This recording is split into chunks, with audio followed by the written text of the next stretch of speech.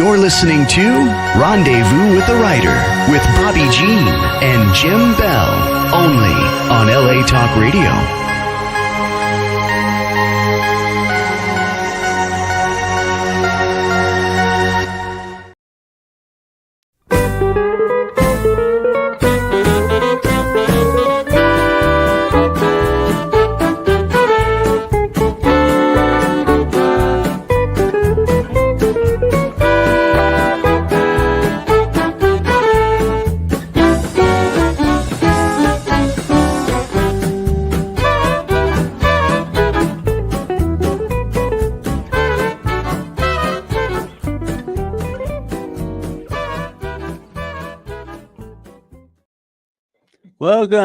Welcome to Rendezvous with the Writer, where readers and writers meet. And story is everything.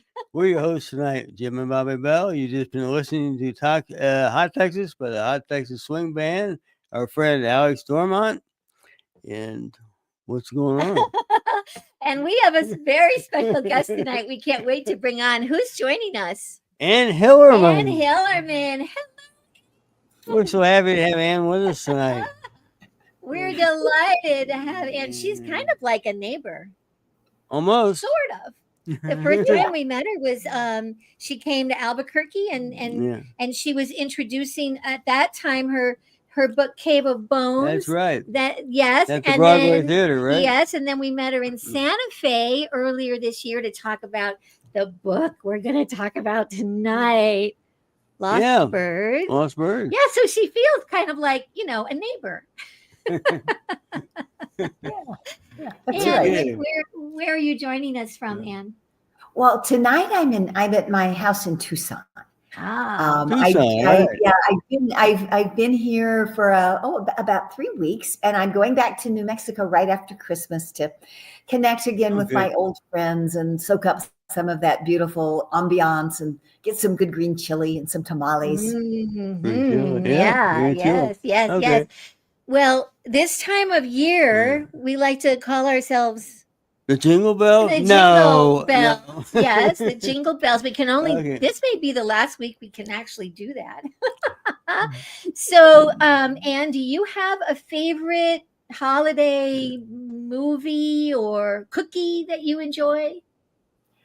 Oh, yeah. I just made some cookies. They call them fruitcake cookies, but I'm not big on fruitcake. So I kind of like I do with my writing, I sort of adjusted the recipe and put in some different ingredients. And so instead of the candied cherries they had dried apricots and figs. And anyway, they were really good. And I gave them to my friends. And I saved a bunch, and I've been eating them for breakfast. Really good. I'm going to make that recipe again next year.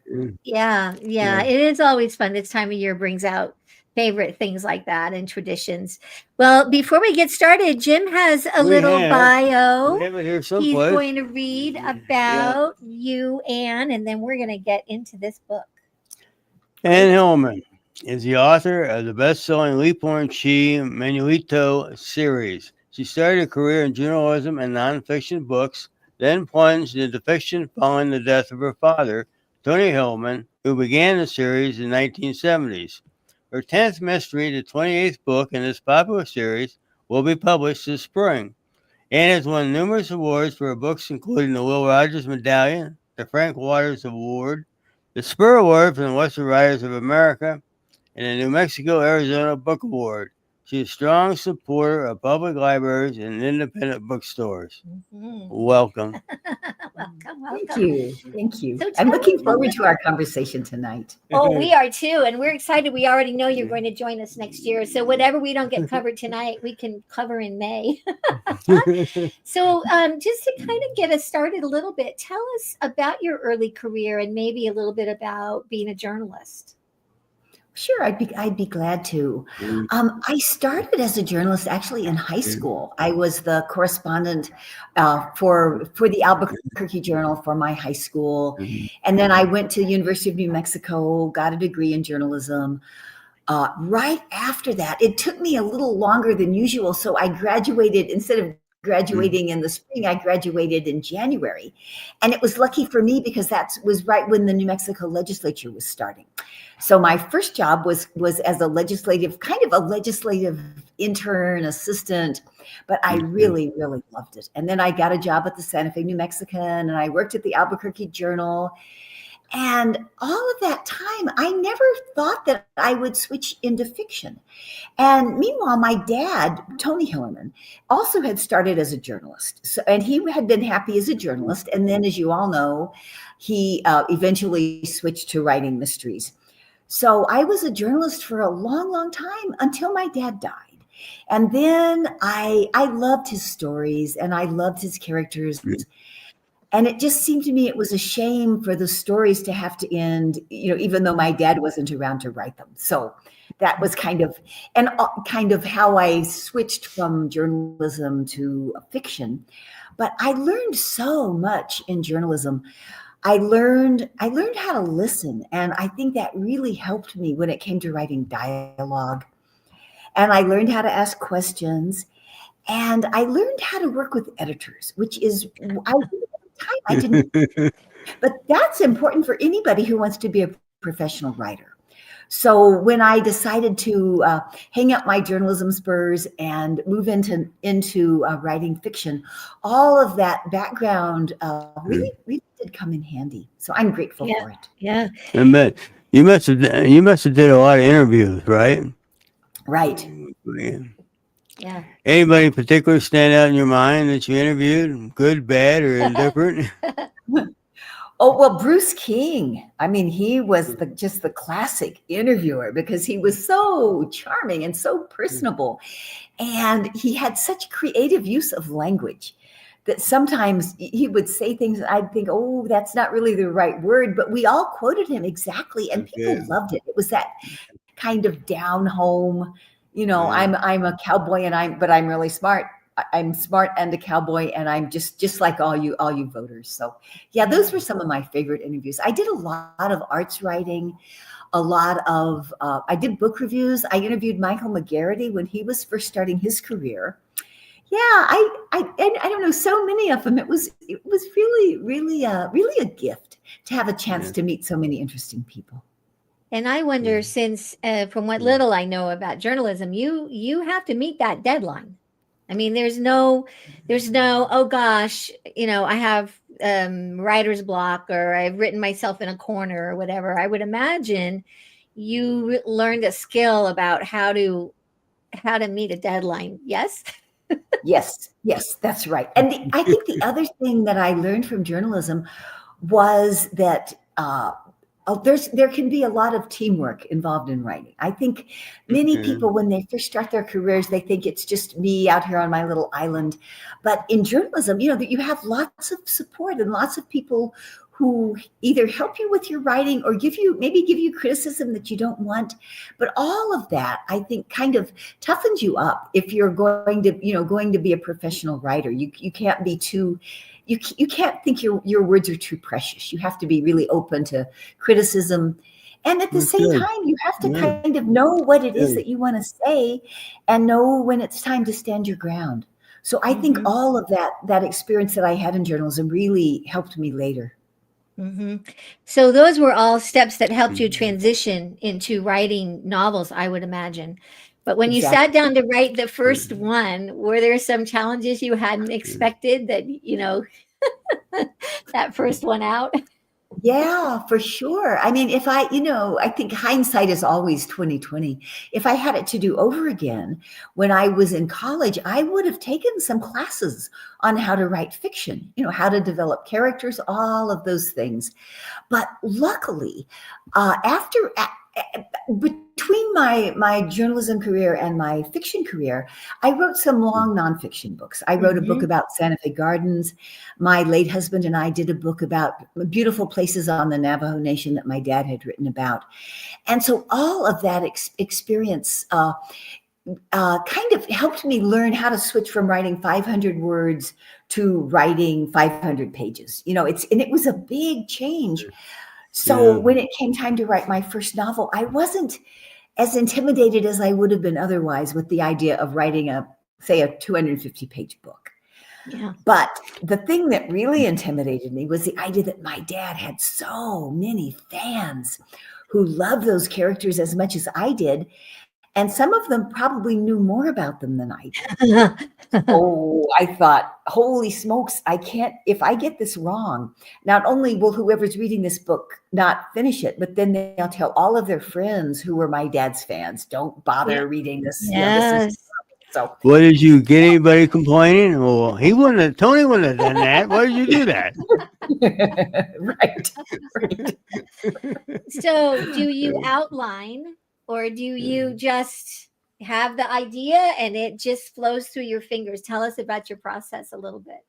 I think I don't do outlines, but I do try to start with a basic idea of what will the crime be.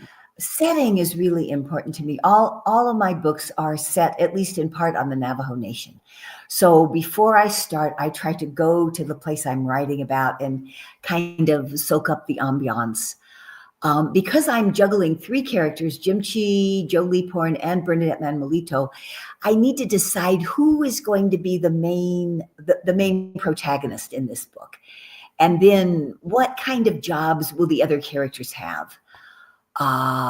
Let's see. I guess that's about where I start. And then I know that I have to start with, I need to start with a bang. So I try to think, what can I write in this first chapter that will really get people's attention? So they all want to read chapter 2 and chapter 15 and chapter 38. So they'll be with me through the whole journey.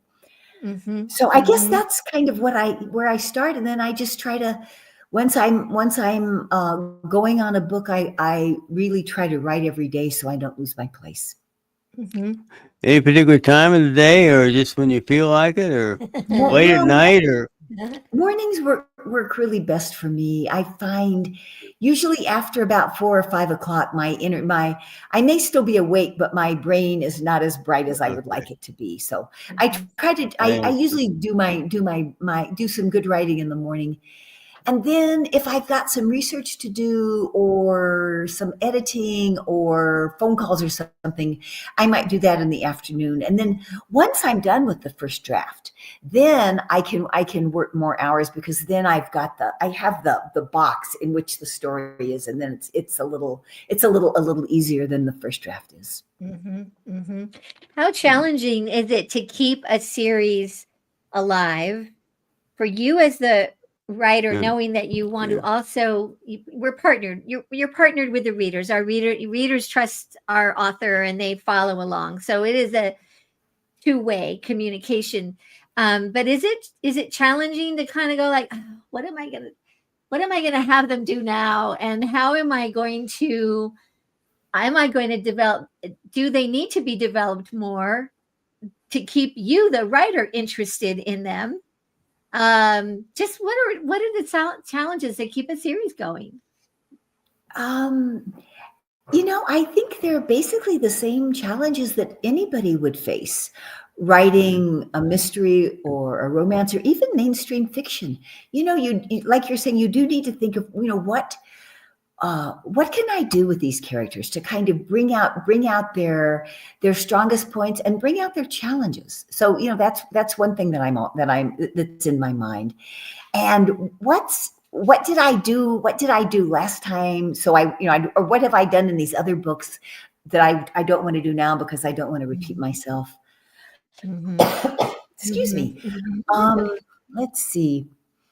And for me, a special challenge, because my dad gave me the gift of 3 characters, trying to think of what I can have each one do that will engage them, but making one person basically the star, the person who drives the story, and then figuring out how can there be a story in which these other characters will also play a part. Yeah. And I think in Lost Birds, I had not written about Joe Leaphorn for a while. I know we're going to talk about this later, but Joe has always been a difficult character for me.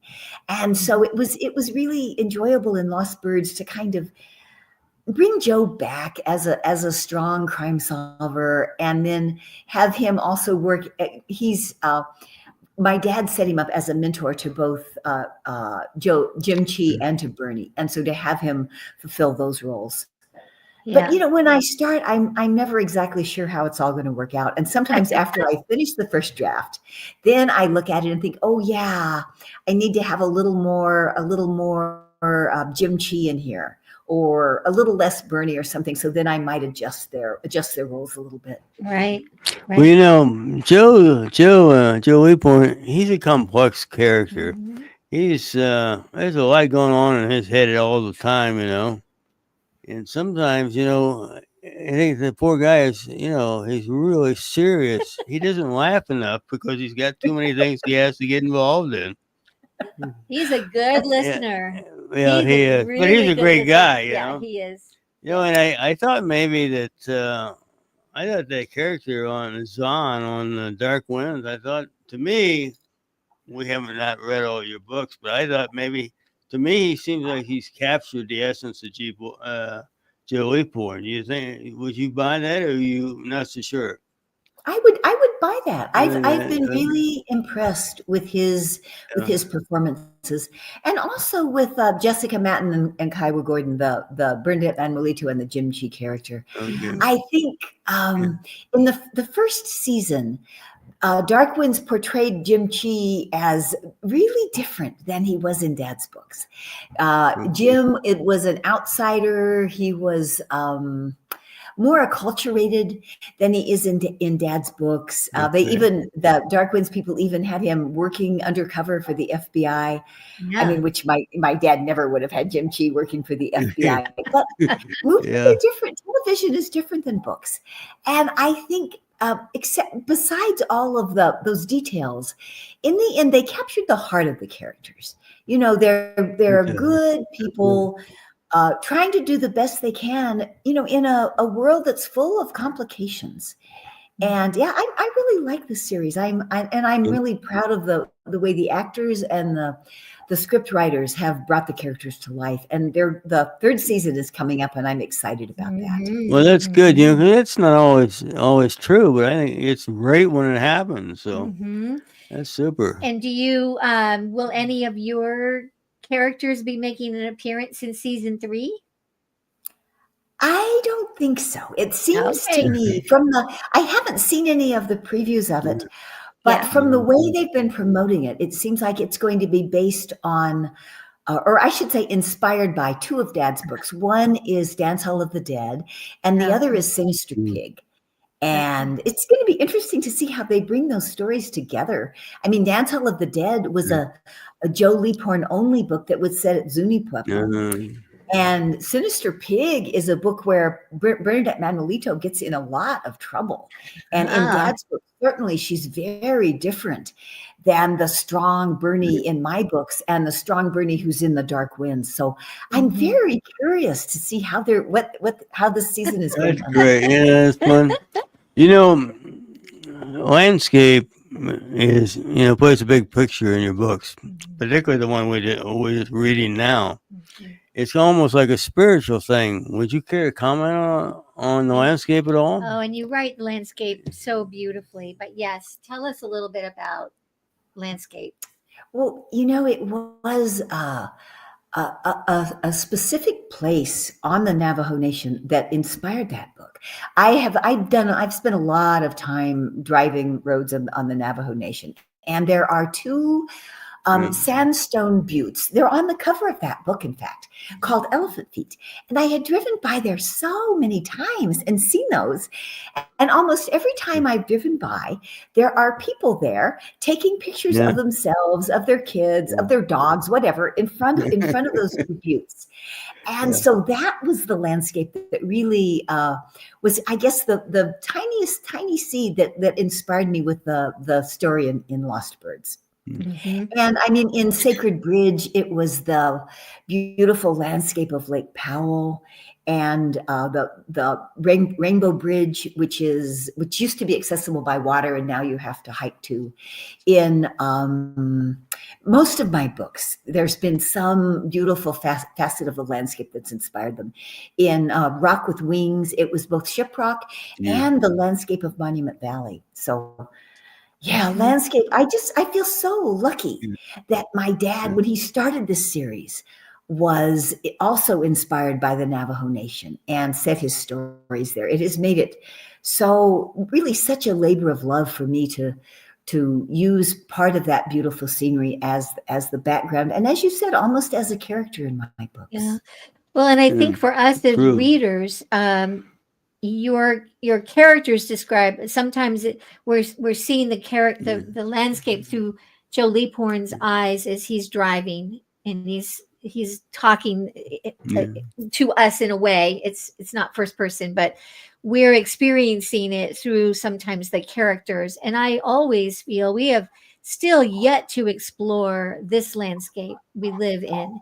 But I feel when I'm reading your books, Anne, that I'm surrounded by that landscape, that I am in that landscape from the beautiful way that you describe it for us. Yeah. Oh, Really. well, thank you for that compliment. Good. I have to say one thing I have really enjoyed about Dark Winds was particularly for the first series, all of those beautiful shots of Monument Valley. Yeah. I mean, I've used Monument Valley so many times in my books. Dad only referred to it, but he never actually said a story there. So I was so pleased to see the Dark Winds people pick up on that. That's great. Great. We're going to step away for a moment. And then when we come back, we're going to be talking still more about lost birds. But Rendezvous with a Writer is thrilled to be working alongside sponsors Blue Cottage Agency and Clicks by Madison. And if you are a writer, find out what our friends Krista Sukup of Blue Cottage Agency and Janelle Madison of Clicks by Madison can do for you. And we're going to hear a little bit about Blue Agency and Clicks by Madison, and then we'll be right back.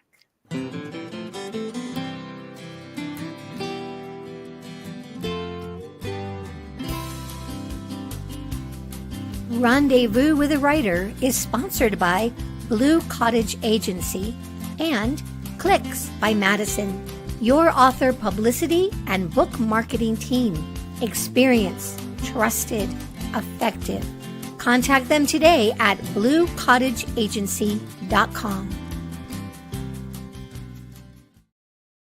Welcome back to Rendezvous with a Writer. Special guest Ann Hellerman, and we're talking about lost birds. Oh, that's such a great book.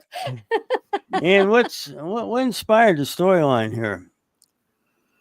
Lost birds.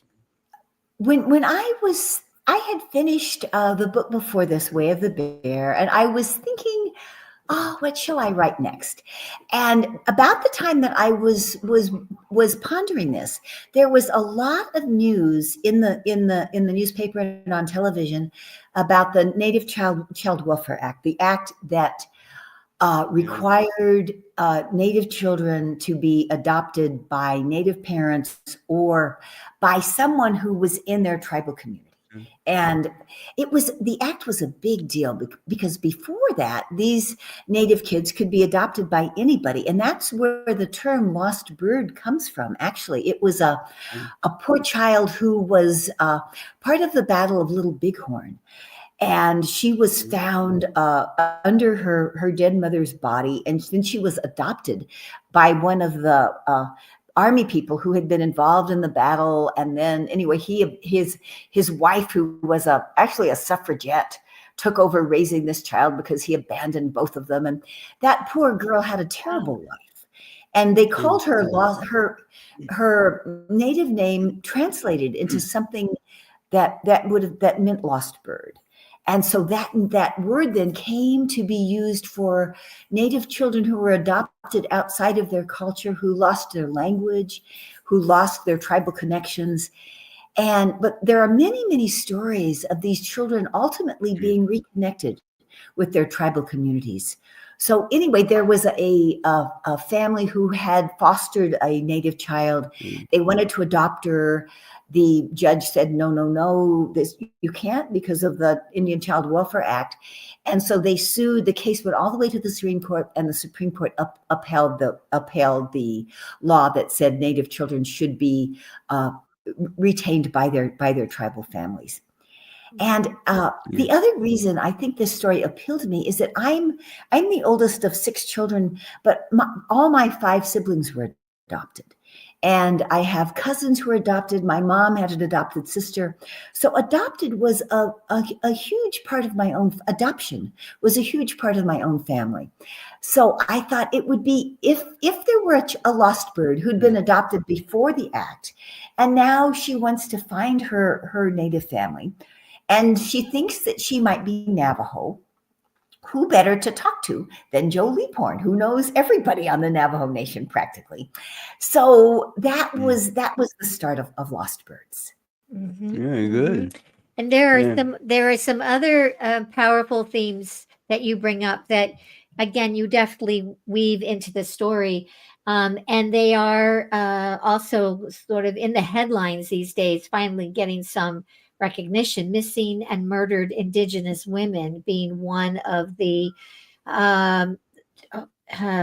just horrible things, but finally getting some press and getting some recognition. Do you want to just chat about that for a moment? Oh, sure. There was one of my characters, Darlene Manuelito, has great talent as an artist.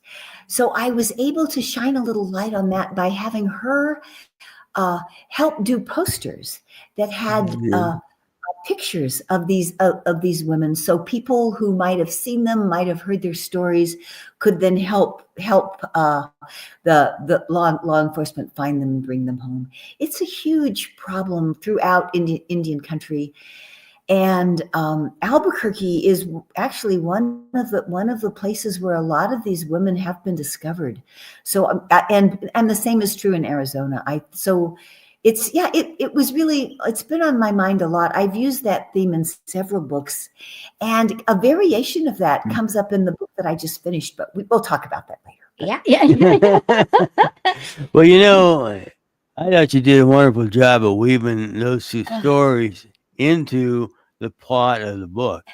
So it's a subtly the way you worked it in, but we all got the message that there's an opportunity here. I think she's a master weaver, actually. Yeah. I wish. I'm so enamored of people who can do that. And I have to say, I've learned a lot about weaving. And the more I learn, the more I just think how so many of these weavers hold the whole idea, the in their brain as they're doing it line by line by line for months and months and months. I mean, I can barely remember my grocery list. It's like, how do these do this? It's like a real kind of creative genius that inspires me a lot. Mm-hmm. One of the major characters, Stella Brown, and we mentioned her a moment ago because she hires Leaphorn to help her find her birth family. She's hoping to find her real birth family. But I, as a reader, in meeting her and kind of hearing her story, I thought to myself, well, why doesn't she just get a DNA test? And of course, Joe Leaphorn says the same thing to her. Same thing, yeah. And it was very interesting what her response was. Why does Stella really not want anything to do with DNA testing? It's very interesting. Why not? There is a lot of very deep suspicion in Indian country throughout the United States about healthcare. Part of it, I think, has to do with forced sterilization, that Indian women were unexpectedly sterilized when they had their babies in hospitals.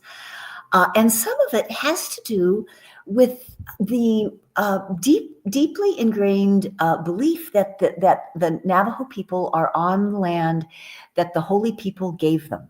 And that if DNA says you're actually connected to somebody in Asia, that could create a real spiritual conflict. So I think those two things kind of factor in together. Yeah. Now, of course, there are Navajo people who are geneticists who work at Los Alamos National Laboratory. I mean, I don't mean to in any way say that there are Navajo people who don't believe in science, but I think this is kind of something like it's like the story of Genesis, where you would have people say, well, gee, how did we really, did we really evolve, or was I born from Adam's rib? I mean, I don't know. There's a lot of complications in what people believe. And so that was a complication that I was able to use, I think, to kind of enrich the story. Because, I mean, if Stella had a DNA test, I wouldn't have had much to write about. I know. But it was an interesting, it kind of made me stop and think. We haven't done DNA testing ourselves. I'm not the least bit interested, but I hadn't really heard anyone speak about reasons why one might not want to. So I, as a reader, it really enjoyed the times she had a couple of conversations with Lee Porn about that. One more thing about it. Also, there is a problem with people who've been adopted, who have DNA tests, and then they find their biological family, and it turns out that some of those people put them up for adoption for good reason, that they really weren't particularly meant to be parents. And so then this person finds herself maybe dealing with an alcoholic mother, or, all kinds of things that maybe you would have just assumed not known about. So, I mean, there's really two sides to every story. Of course. Of course.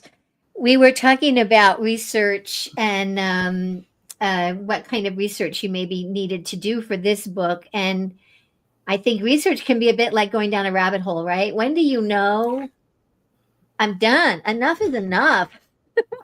That's a lovely question. And it's really hard to know. And usually I do too much research. And then I think, oh my gosh, I'm not safe for my book, Cave of Bones. That part of that book unfolds at the Malpais, a big lava flow. So I did so much research on lava.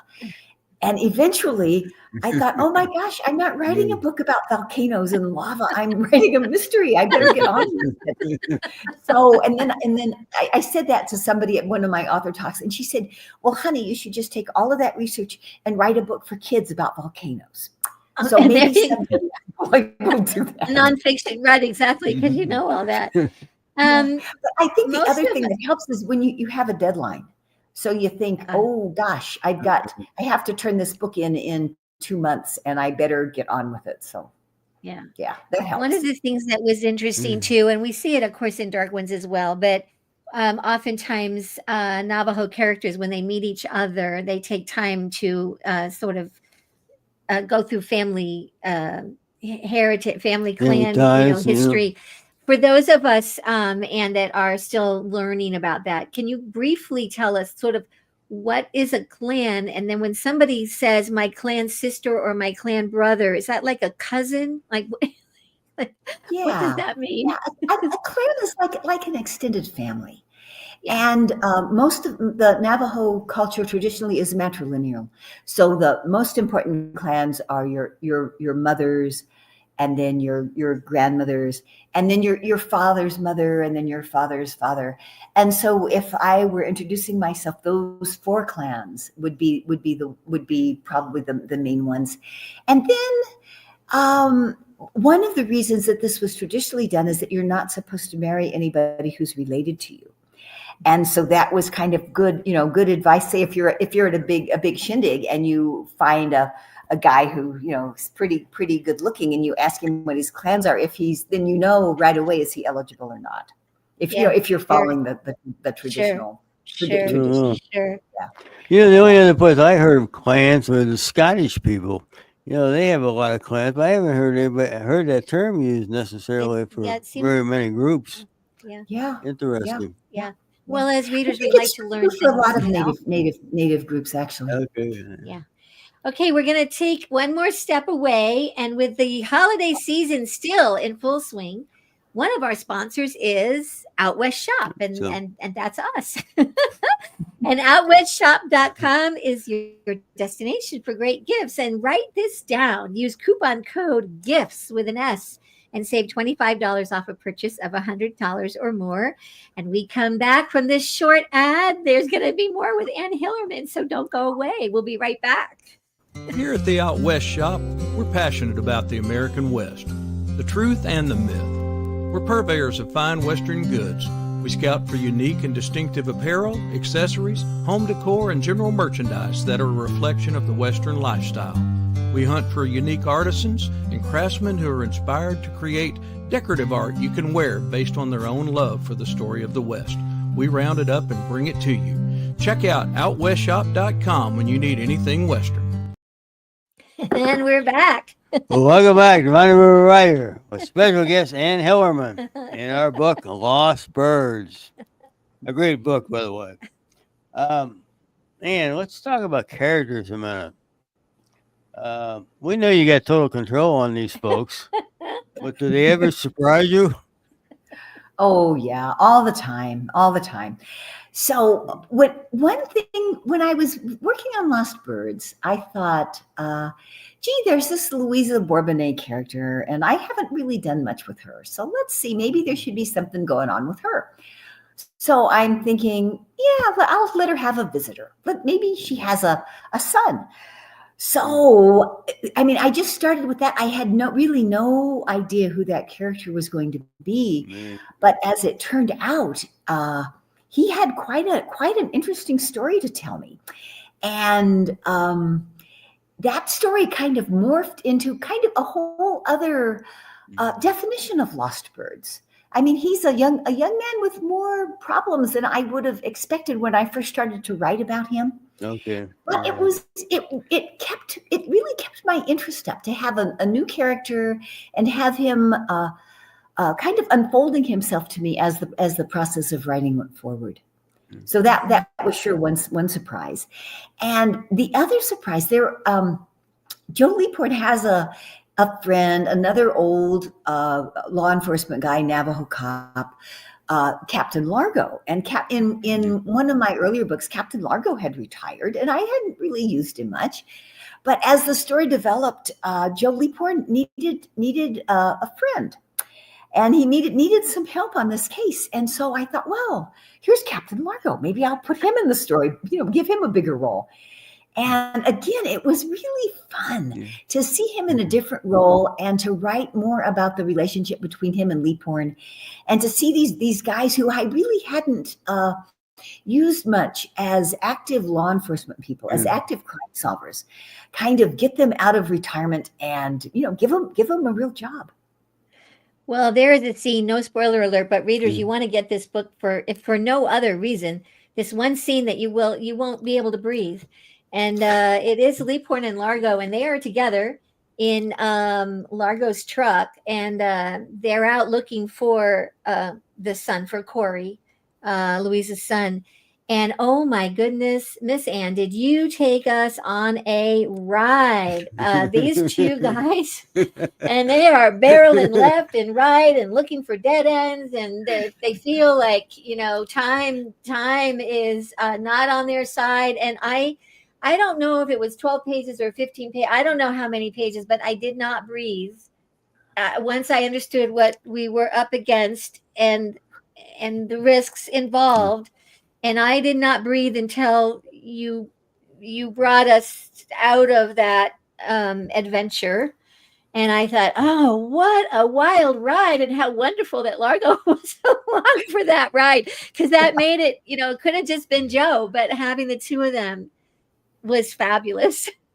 Oh, well, thank you. Thank you. I have to give my husband really some good credit for that. I had written that scene, and he's a wonderful editor, and he read it, and he had some interesting comments, things that I hadn't thought of. And so then I rewrote it, and then he read it again. And I mean, he really was a big help. He's an avid reader of thrillers and mysteries. And I think what he had learned from, really reading the experts, he was able to kind of share with me to help me to move the action forward and keep building the suspense. So thank you. I was really proud of that scene. It was really, really worth it. You could see it cinematically. I mean, I really felt like I am in that truck with them, but I can see it happening. And that's just how the beauty of how that was written. That scene was written. Okay, honey, jump right in there. Jump right in there. I know you. That was a good scene. It was. Well, we thought we asked about a couple of these other characters. Some of them are really important. Some are not quite as important. And some are kind of funny, actually. I want to ask about Big Rex and the Hop Toads and that band. How did you come up with that name? I don't know. Sometimes they just come to me, and I have to say I have a lot of fun coming up with the names. And sometimes after I've got the first draft done, I'll look at those names and I'll think, oh no, I have Ralph and Randy and Ron and Roger, and I have to split them all out. Names, but Hop Toads just came to me. I don't know. But I thought, I wanted a little lightness, because it the character that involves kind of has a hard life, and I thought, gee, she's trying to make it as a singer, and it would be good for her to be with a band that had some joy in it. Yeah, that's true. Who else you want to ask about? Ask another one. Well, this Cecil character, he's Cecil. like a throwback from the old days, whatever the old days were. Bowlegs. I mean, what a great name, Bowlegs. Well, that name. Cecil or Cecil? Is it Cecil or Cecil? Cecil. How do you say his name? It is Cecil. I just call him Bowlegs. Bowlegs. Yeah. Legs. Yeah. Well, my dad created that character in Dance Hall of the Dead.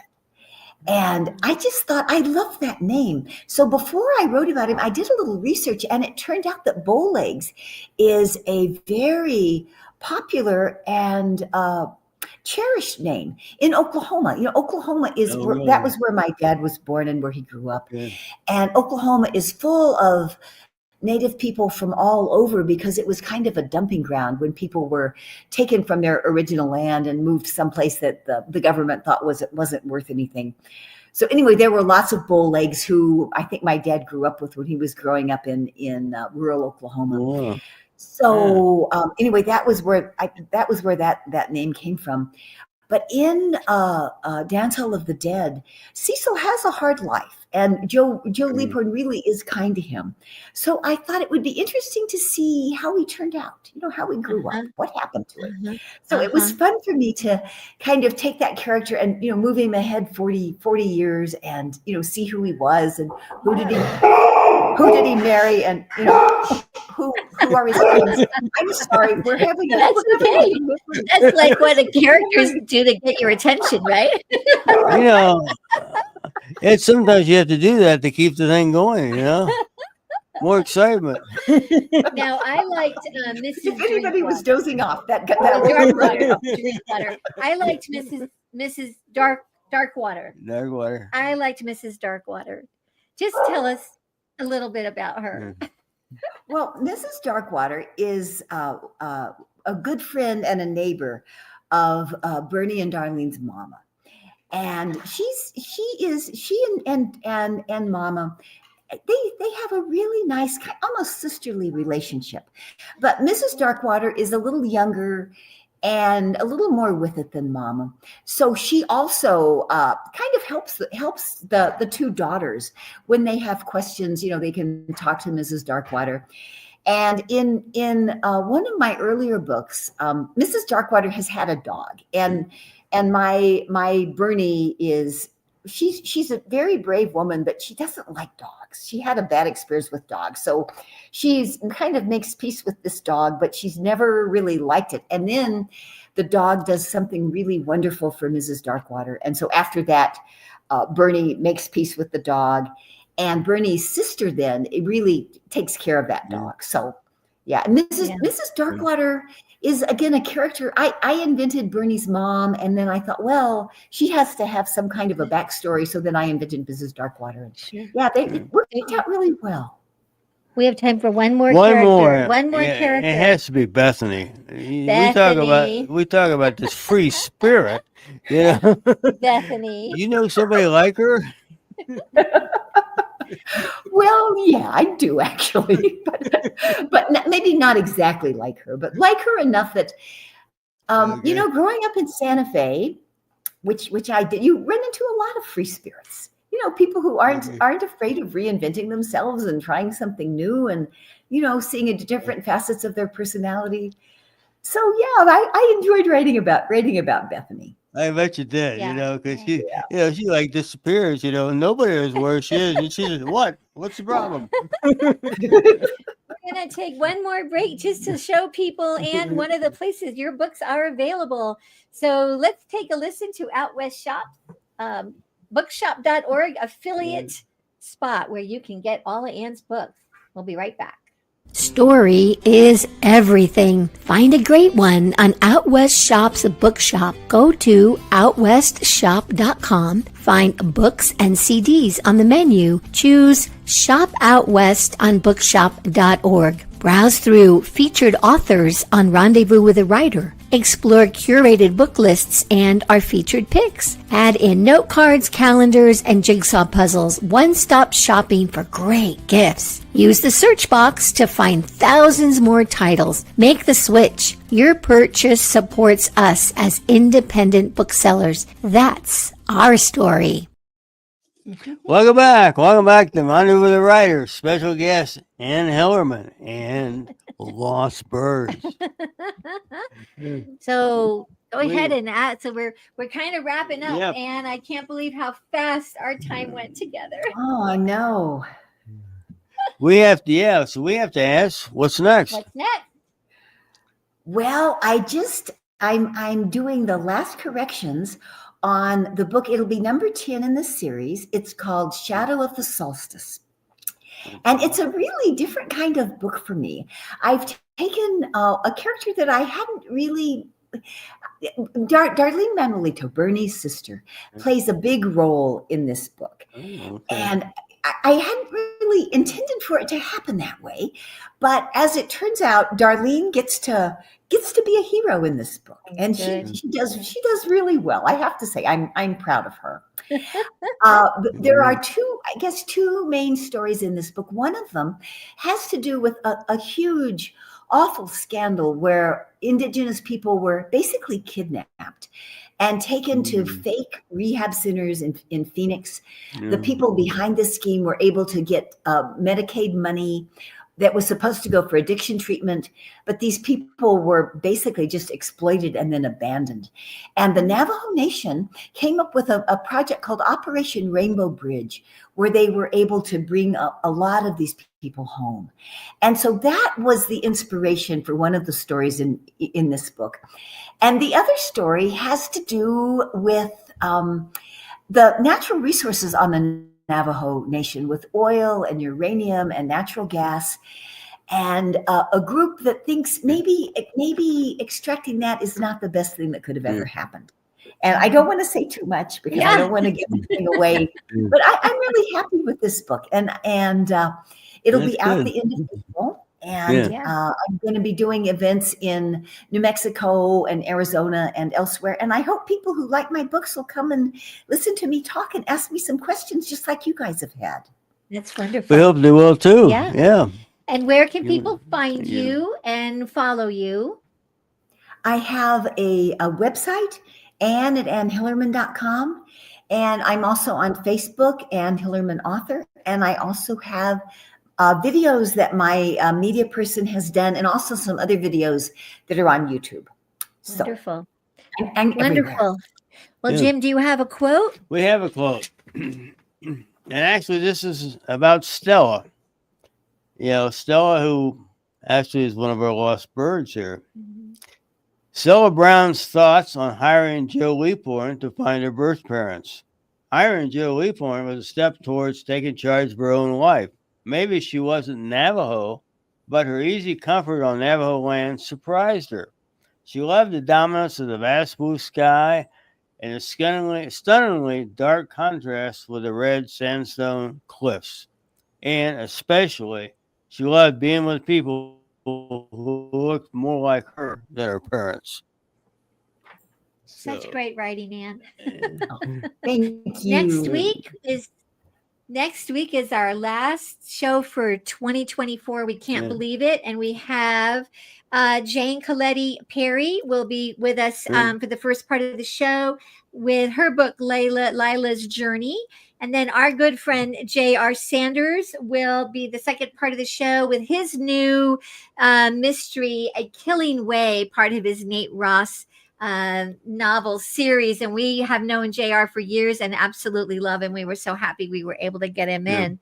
And we just thank you, Ann, for Thank being you so with much, us Ann. tonight. And Thank you. It's been to a Sam. fun. And thank you to all of you that follow along. This is episode 115. Find it on Facebook. It'll be streaming up on Podbean later tonight. And we just, Ann, thank you, and happy holidays to you. Same to you. It was just such a pleasure to spend time with you.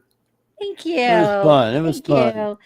Well, And what we always say, it's always a great day out west. keep writing and we'll keep reading. We'll see you down the trail. Thank you. Bye. Bye-bye. Bye-bye.